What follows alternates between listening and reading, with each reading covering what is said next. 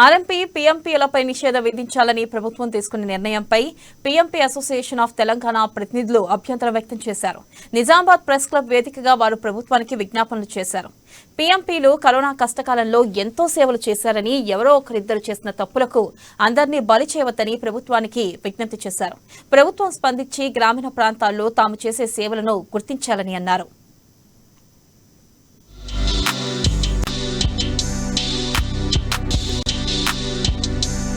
మంది మా ప్రాక్టీస్ చేస్తున్నారు. మన తెలంగాణ రాష్ట్రంలో 70,000 మంది ఆర్ఎంపీలు పిఎంపీలు వారి వృత్తి చేస్తూ జీవనోపాధి చేస్తూ అందరికి సేవలు అందిస్తూ జీవనోపాధి నడిపిస్తూ ఉన్నాం. అటువంటి వాళ్ళని సడన్గా బంద్ చేయమని కాలాలు వేసేస్తామంటే మా పరిస్థితి ఏముంటుందో ఒక్కసారి ఆలోచించవలసిందిగా మేము పత్రికా ముఖంగా చెప్తున్నాము. అలాగే మా పిఎంపీ ఆర్ఎంపీ మిత్రులకు కూడా మేము ఒక విషయం చెప్పదలుచుకున్నాం.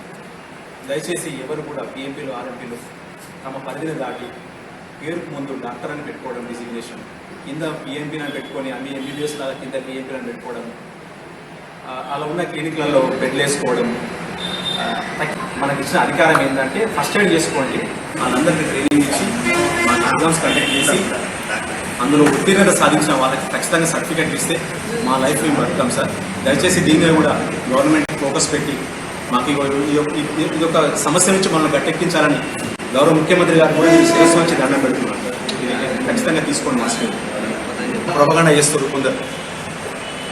సార్ మీ అందరికి కూడా తెలుసు మా సేవలు